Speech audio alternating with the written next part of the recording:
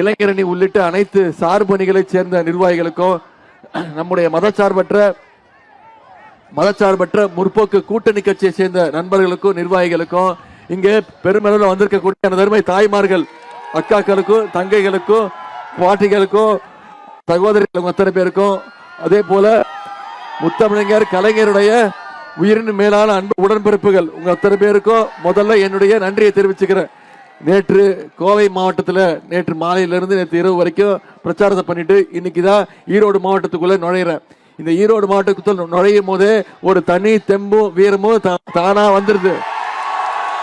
ஏன்னா இது ஈரோட்டு சிங்கம், நம்முடைய தந்தை பெரியார் அவர்கள் பிறந்த மண் இந்த ஈரோட்டு மண். திராவிட இயக்கத்துடைய தாய் மண், தாய் வீடு தான் அப்படின்னா இந்த ஈரோடு மாவட்டம் தான். இன்னைக்கு ஒட்டுமொத்த தமிழ்நாட்டுக்குமே அரசியல் பாதை போட்டு கொடுத்த ஊர் இந்த ஈரோடு மண்.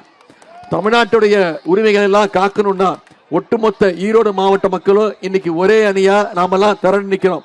நிச்சயம் உங்களுடைய எழுச்சியை பார்க்கும்போது இந்த ஈரோடு மாவட்டத்தில் அனைத்து தொகுதியிலும் வெற்றி நிச்சயம் என்பது தெல்ல தெளிவா தெரியுது. நம்முடைய தலைவர் ஒரு நல்ல வேட்பாளர், வெற்றி வேட்பாளரை உங்களிடத்தில் ஒப்படைச்சிருக்கிறார். ஆனா நல்ல சிவம் அவர்களை உங்ககிட்ட தான் அறிமுகப்படுத்த வேண்டிய அவசியம் இல்லை, உங்க அத்தனை பேருக்கும் தெரிஞ்சவர் தான். ஆனா நல்ல சிவம் அவர்கள் இந்த ஈரோடு மாவட்டத்தில் நீண்ட காலமாக பல வருடங்களாக வாழ்ந்து கொண்டிருப்பவர். தலைவர் அவர்கள் தலைமையில இளைஞர் அணியில் பயணிச்சு அப்புறம் ஒன்றிய செயலராகி பிறகு மாவட்ட செயலர் பொறுப்புக்கு வந்து மிகச்சிறப்பாக உழைச்சு உள்ளாட்சியில யூனியன் சேர்மனாக பணியாற்றவும் இருக்கிறார். அதனால மக்கள் பணி, கழக பணி ரெண்டுத்திலையும் மிகச்சிறப்பாக பணியாற்றக்கூடியவர் தான் அந்த நல்ல சிவம் அவர்கள். ஒன்னு யோசிச்சுக்கோங்க, வெறும் தேர்தல் மட்டும் உங்களை சந்திக்கிறவங்க நம்முடைய வேட்பாளர் கிடையாது, அந்த நல்ல சிவம் கிடையாது. வருடம் முழுக்க உங்களுக்கு எப்பெல்லாம் தேவையோ நீங்க கூப்பிட்ட குரலுக்கு வந்து ஓடோடி உங்களுக்காக உழைக்கக்கூடியவர் தான் அந்த நல்ல சிவம் அவர்கள். தனிப்பட்ட முறையில இந்த கோபி தொகுதியுடைய மாப்பிள்ளை தான் அந்த நல்ல சிவம் அவர்கள், உங்களுக்கு தெரியும். அதனால இவர் புகுந்த வீடு கோபி, புகுந்த வீட்டோட பெருமையை நிச்சயம் அவர் காப்பாற்றுவார், உயர்த்துவார். தலைவரோட நேரடி தொடர்பு இருக்கக்கூடியவர், என்னோட நேரடி தொடர்பு இருக்கக்கூடியவர். தலைவர் அவர்கள்ட்ட உரிமையோடு பேசி உங்களுடைய தொகுதிக்கு, உங்களுடைய மாவட்டத்துக்கு என்னென்ன திட்டங்கள் வேணுமோ அனைத்தையும் கொண்டு வந்து சேர்ப்பார் அந்த நல்ல சிவம் அவர்கள். ஆகவே அந்த நல்ல சிவம் அவர்களுக்கு உதயசூரிய சின்னத்தில் வாக்களிச்சு மிகப்பெரிய வெற்றியை தேடி தந்து செஞ்சு கொடுப்பீங்களா? நம்முடைய திராவிட மாடல் அரசு கடந்த 5 வருஷம், நான் இப்போ வந்து கேட்கறேன் இல்ல, இந்த முறை உதயசூரியனுக்கு வாய்ப்பு கொடுங்க, அந்த நல்ல சிவம் அவர்களுக்கு ஓட்டு போடுங்க, வாக்கு கொடுங்க, வாக்களிச்சு வெற்றி பெறுவீங்கன்னு ஏன் கேட்கிறேன்? எந்த உரிமையில கேட்கிறேன்? இந்த தொகுதிக்கு அப்படி இறங்கிடுங்க, அந்த கொடியை மட்டும் இறக்கிடுங்க. போட்டோ தான் வேணுமா?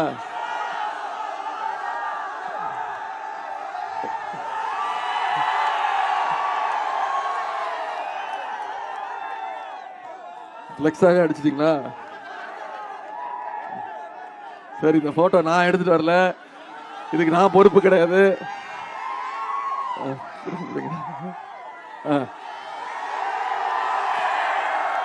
என்ன போட்டிருக்கு? 10 தோல்வி பழனிசாமியா? இந்த முறை 10 தோல்வி என்னப்பா விதவிதமா?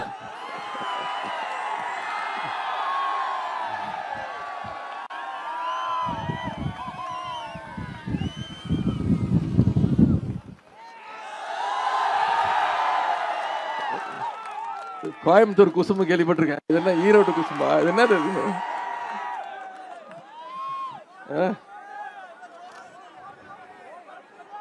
10 தோல்வி பழனிசாமிய இந்த தேர்தலோட மொத்த தோல்வி பழனிசாமியாக்கி வீட்டுக்கு அனுப்பணும் செய்வீங்களா? விதவிதமா பிரிண்ட் அடிக்க ஆரம்பிச்சிட்டீங்க. சரி,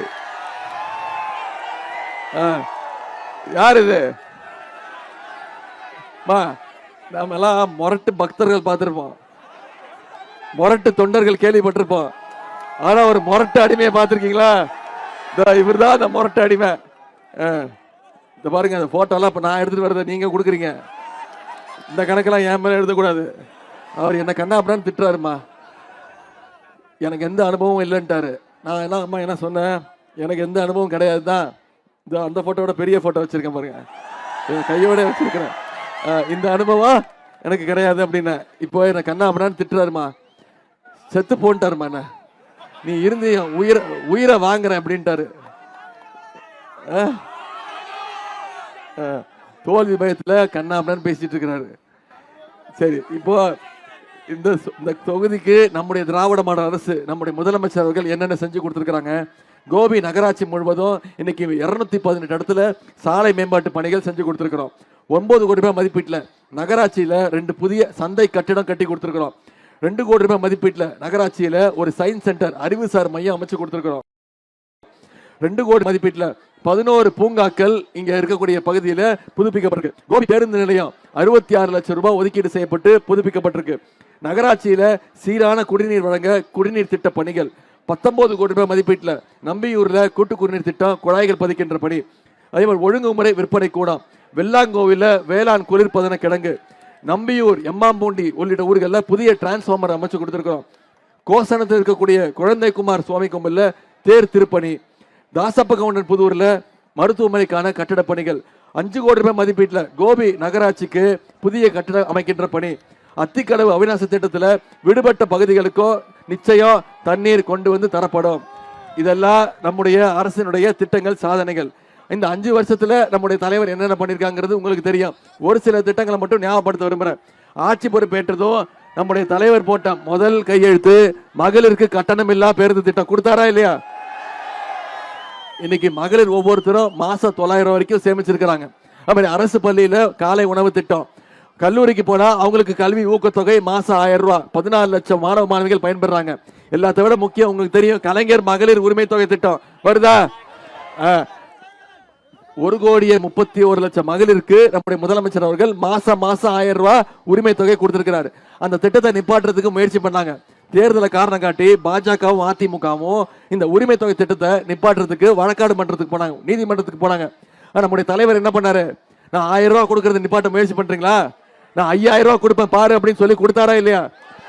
பிப்ரவரி மாசம், மார்ச் மாசம், ஏப்ரல் மாசம் 3 மாசத்துக்கு சேர்த்து 3000, கோடைகால சிறப்பு நிதி 2000ன்னு நம்முடைய தலைவர் 5000 ரூபாய் 1,31,00,000 மகளிருக்கு காலையில 6 மணிக்கு தலைவர் அமிச்சாரு.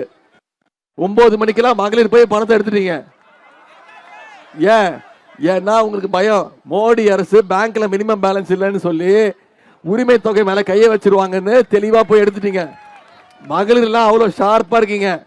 இப்ப 23ஆம் தேதியும் அதே மாதிரி ஷார்ப்பா வாக்குச்சாவடிக்கு போய் வாக்குப்பெட்டியில நல்ல சிவம் பேர் இருக்கும் பக்கத்துல உதயசூரிய சின்னத்துல வாக்களிச்சு மிகப்பெரிய 2வது பேரா, வாக்குப்பெட்டியில 2வது பேரு, வாக்கு எண்ணிக்கையில முதல் இடத்துக்கு வரணும். செஞ்சு கொடுப்பீங்களா?